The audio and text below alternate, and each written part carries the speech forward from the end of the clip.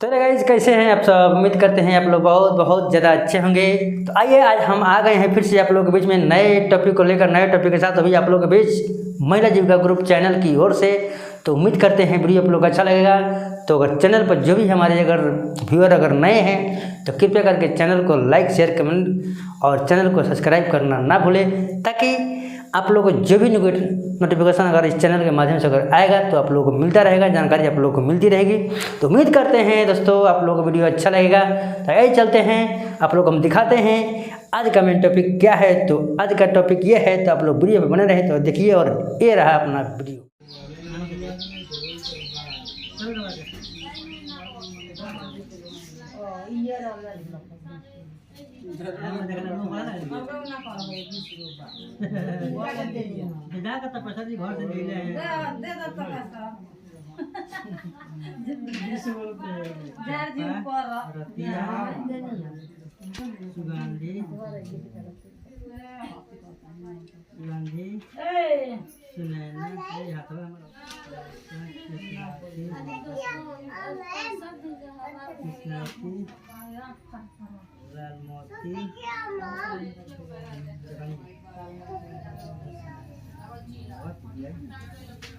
चलिए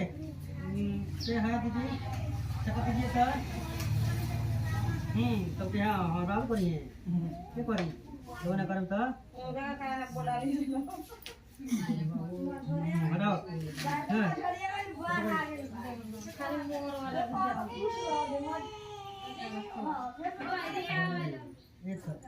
बैठक कोई ना तो बेसी 5 से 10 मिनट का है ना हमारे वाले कर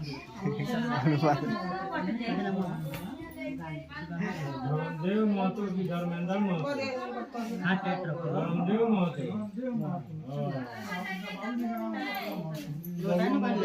ना जाना देव महतो के ना तो मोर गया दाम देखो ना साइन करो अरे वो ना वो लोग हम तो साइन दिले तो ठेका मारो काय बोलो जानी ना अरे वाले संग में जाना ना का है जानी आजू को बोल लो ये महिला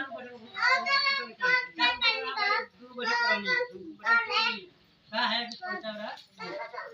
इसी जो भाई सरकार की दू बैठक ऐसे भइल एक बैठक पर जन केवाईसी होई ना 5 आदमी के जन काम होई खतर से तो केवाईसी में एगो के प्रस्ताव लिखाई एगो के हिसाब किताब लिखाई ठीक है केवाईसी एगो बैठक में जन पैसा उठी ओकर हिसाब किताब लिखाई। तो बैठक में लिखाला केवाईसी में प्रस्ताव में लिखाला कि आज का बैठक चंपा जी का सहायता समूह का किया गया है ना। तो पंचायत भवन वार्ड नंबर 8 में है ना। सब चीज लिखाला दीदी चीज ना निकाला सब चीज निकाला जहाँ बैठक होला जहाँ बैठक होला जो बजे बैठक होला जाना दिन के होला सब चीज निकाल है ना। तो ये सब चीज लिखाई तब अब इसी में लिखाई जगह में बैठक उठावेला कि आज दिन घटना को चंपा जी का स्वयं सहायता समूह का बैंक ऑफ बड़ौदा बड़ौद सेना से है ना आईसीएफ का वीडियो का रुपया 10,000 20,000 उतना निकाला गया ना। निकालने के बाद सभी दीदियों में बराबर बांट दिया। पैसा बांटने के पश्चात दीदियों में किस्ता सही समय पर जमा नहीं कराया जाएगा वही सूद ब्याज के साथ सारा चीज निकाला जाएगा। सरकार की भाई फार्म जो हम बाटा है गोल वाला फार्म 5 दिन के खाता हो गई बताओ भाई हम के केवाईसी वाला रहता बाकी दीदी के खाता अगर नहीं खुला तो वाला में एक महीने में कम से कम रोज खाता खुलवा ठीक बा। बाकी दीदी जगह में खाता नहीं खुला वैसे से गाली के यहाँ के ना चंपा देवी के हम ऐसे और लोग बात जैसे लाता देवी ये करते खाता खुलवा नहीं खाता नहीं खुला काहे नहीं खुला आधार में दिक्कत बा आधार में का दिक्कत बा आधार में मोबाइल नंबर ऐड नहीं है पहले मोबाइल नंबर ऐड करावे ले सब चीज हम मोबाइल नंबर वाला कॉल जैसे कि है बैंक के नियम बता रहे के नियम बता का कर अगर खतरे के बिना न हई हम काम और कर लो हवे ए 10,000 में रख दे 10,000 में का बोल बा हमें 500 रख दे हो जाए 500 ना होई 500 रह लो मैं रात तो आपन में काम ना होई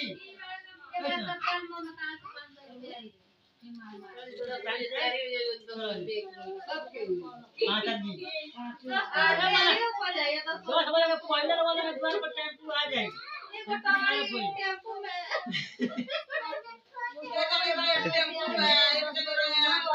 हाँ तो वो होई हम बताते नहीं टाइम से कि ना होई टेम्पो पर कि हम टाइम से ना होई तो हम बहुत नहीं दे बिहार काम ऐसा छोड़ दे बिहार में रहने टाइम आज होगा 1 तारीख बिहार होगा 2 तारीख जैसे तो सारा शुरू हुआ बिहार का टाइम बा बिहार हम छोड़ बिहार छोड़ा नहीं हम संसर के बारे फिगार बाहर देता नहीं संसर के फिगार बाहर देता नहीं संसर के बा हमारे के ठीक है और बोला कि हाथ में बा अपन काम ध्यान कराए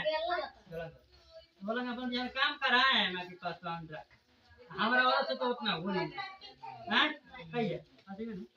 और बोला कि हाथ में बा बिहार वाला कितना तेजी में अपन काम कर सरकार बात झगड़ा की पैसा छोड़ में गाड़ी में अब कौन से लोग आवता है इनसे गाड़ी अपनी 10 खाली बा दीपावली का दिक्कत के हां गिर जाओ तो ये समूह से डेढ़ लाख रुपए 10 बार को पिस्ता उठानी है 2500 रुपए महीने में घर में जो भी होने तारा घर में तो दूर तारा घर में भरा बड़े घरने वाला के 10 तरह के अजय जी कहां नहीं बताए का होला दिल पहले मालिक रोवन दूसरा मालिक है रोवन के बाद में भाई भाई ये दो आदमी अगर ना रही तो समूह के कोनो काम ना बताए समझे सब को सुन ले और भाई ना रहो समूह में कोई चल जाओ समूह में कोनो काम ना हो भाई बहुत चना रहो सिंगर वाले कोनो फायदा ना नहीं रहे तो काम चल लेके होय कोई ना रहे तो काम ना ठीक बा सरकार बा वीडियो में रोलन के का अब बेसी हमार चढ़ी आइल होय तो और चाव से कोई आवे हमर घर कच्चे हमर माय चल जाई चली अपना पा चल हटे वीडियो में का होला बेटा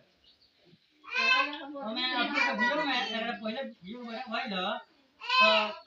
प्रश्न पर गिर जाइबो भइल कितना दीदी लोग कॉल की हां ई लोग नहीं खोल बताई हां हां बताले ना अब हम चल हम ऐसी सब काम पर ध्यान दे बे झगड़ा खराब हुआ अपन याद बड़ा नहीं करना कोई पर जाऊंगा ये बात ना करो नहीं वाली अरे ठीक है बंदा बोले कुछ बोल दो बोले तो ये घर की काम ना घर ये बता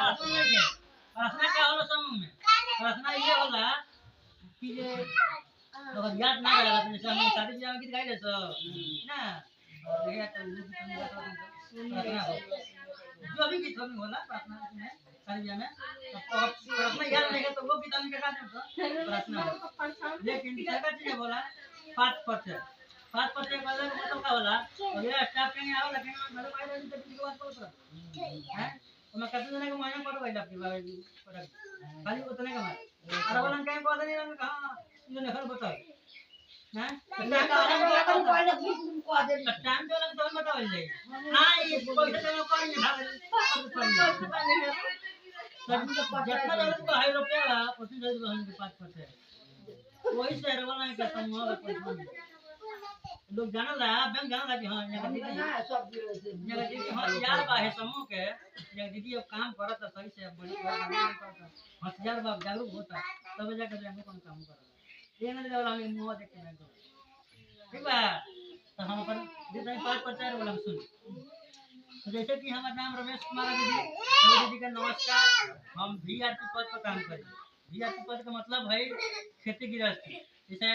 धान कैसे रोपाला गेहूं कैसे रोपाला मक्का कैसे रोपाला ये सब में खाद बीज कितना दियाला है ना और खेती केंग होला के सब बारे में जानकारी हमरा चाहिए मिलल बाटे ये सब चीज के बारे में हम सब महिला लोग के दिले तो हम 3 गो वीडियो जोड़ल बानी संध्या सत्यम और पल्लवी जैसे संध्या हो गई लालपरी के सत्यम हो गई रेणु के और ये पल्लवी हो गई आपके ना ये सब चीज के 3 गो वीडियो हमारे देखे मिलल बाटे तो अब हमने क्या में हो गए हमार घर है सिरई मटिया थाना है जगदीशपुर पंचायत पकड़िया हमार वार्ड नंबर 9 में घर पड़ेगा और हमारे घर पर सेफ्टी बा सेफ्टी यूज कर ले है ना सेफ्टी यूज कर ले और हम 3 गो दिए जाते बस सब काम कर दो तुम बताओ अपना नाम बताइए दीदी नाम का है नाम बनाओ दीदी हो घर कहाँ है वार्ड नंबर कितना में बने 8 फिर तू बोल कितना बोल नाम बताओ 8 में घर पर सेफ्टी बा यूज होला कौन समूह में बनी तो समूह का नाम का है चंपा समूह रो का बनी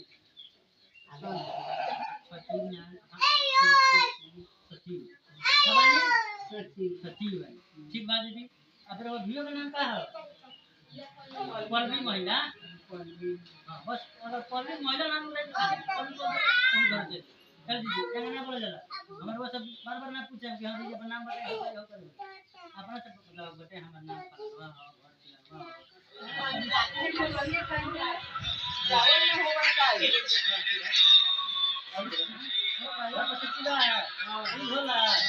समूह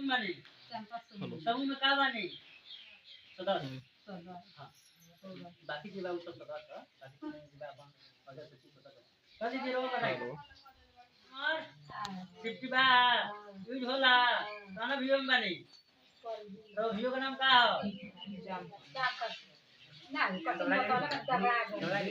वीडियो का नाम का है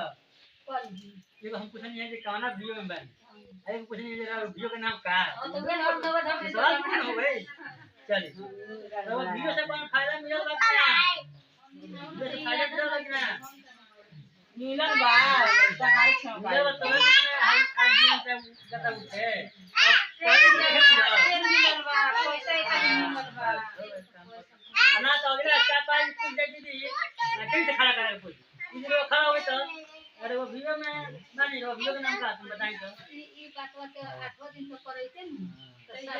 साजे में तनी 8 दिन पता करे वाला इसमें टाइम जब तक में हो रही आज तो चल जा भाई अभी अपना मौगी कही तो बताएं एक मिनट एक बात सुन एक बार पैसा दे ना ना नहीं ओए अरे सुना बोला कि एक बार पैसा उसने पैसा दो 7 से 8 साल बच्चे 7 से 8 साल में एक को कितना बड़ा बन लगा एक को लफड़ा बड़ा बन लगा ये वो समूह का क्षमता 10 लाख रुपए दे बैंक कैसे नहीं करता हां सब मम्मी के सदाई दाई हम चलते हैं समूह में का बने हां सदस्य याद रखिए लोग याद करवा कोई दी तो मैं सीएम के बेटियां हुई रोलन के बेटियां हुई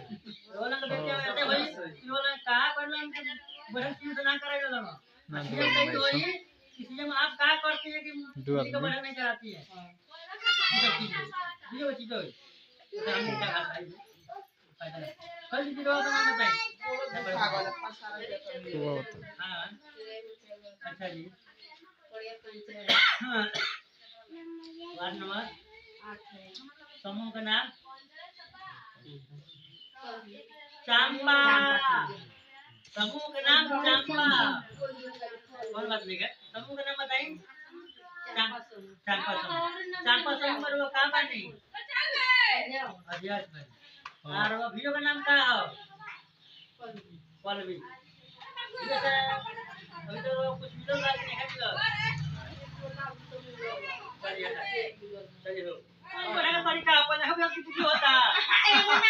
हां बोल जल्दी बोले सीमा के भी नाम सियाला मटिया घर पकड़ियो पंचायत अरे समूह का नाम चंपा देवी चंपा समूह चंपा समूह समूह का नाम ना ना ना चंपा समूह हो चंपा समूह समूह मरवा का बने सदस्य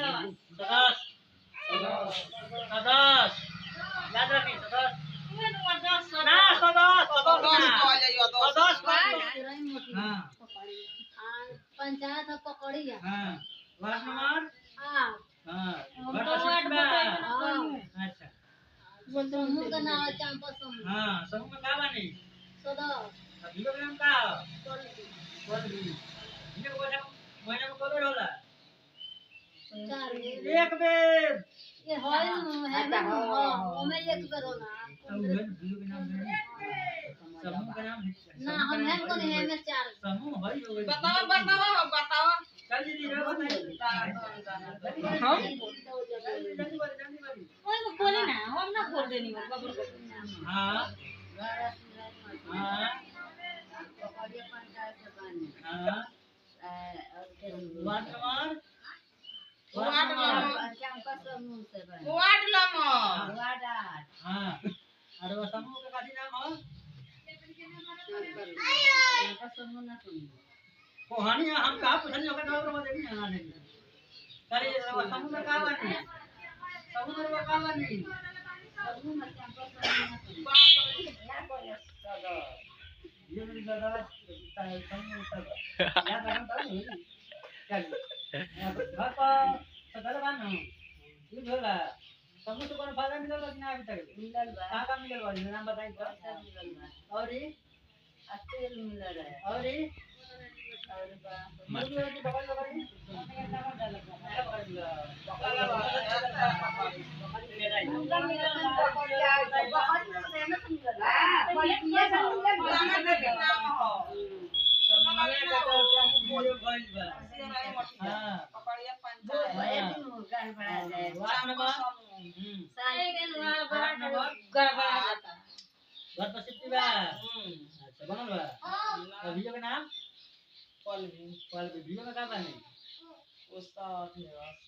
में सदस्य बने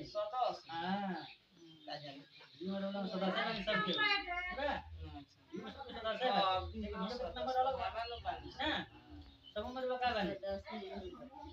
समूह में बका बने कोसा दे समूह में कोसा दे बने हाँ पॉलिसी में चल कितना बताएं दस घर हाँ ये बढ़िया नाम ना बताइए घर बता दिया घर से देखिए नाम हाँ सियारान मटिया घर हाँ पकड़िया पंचायत वार्ड नंबर 8 सेफ्टी बात है हाँ घर वाला की चलेला बैठा का पैसा हम आज सवेरे शाम से लेकर सवेरे ले जाना आज के बैठे के पैसा बा कितना रुपया कितना बताओ जी आई होप कि आप सबको मेरा वीडियो अच्छा लगा होगा। तो उम्मीद करते हैं कि आप लोग ऐसे ही हमारे चैनल पर बने रहें और नए नए टॉपिक जो आते हैं SSG के माध्यम से, जीविका दीदियों के माध्यम से, तो आप लोग चैनल पर बने रहें और चैनल को लाइक शेयर कमेंट करना ना भूलें। तब तक मिलते हैं अगले वीडियो में, तब तक के लिए धन्यवाद।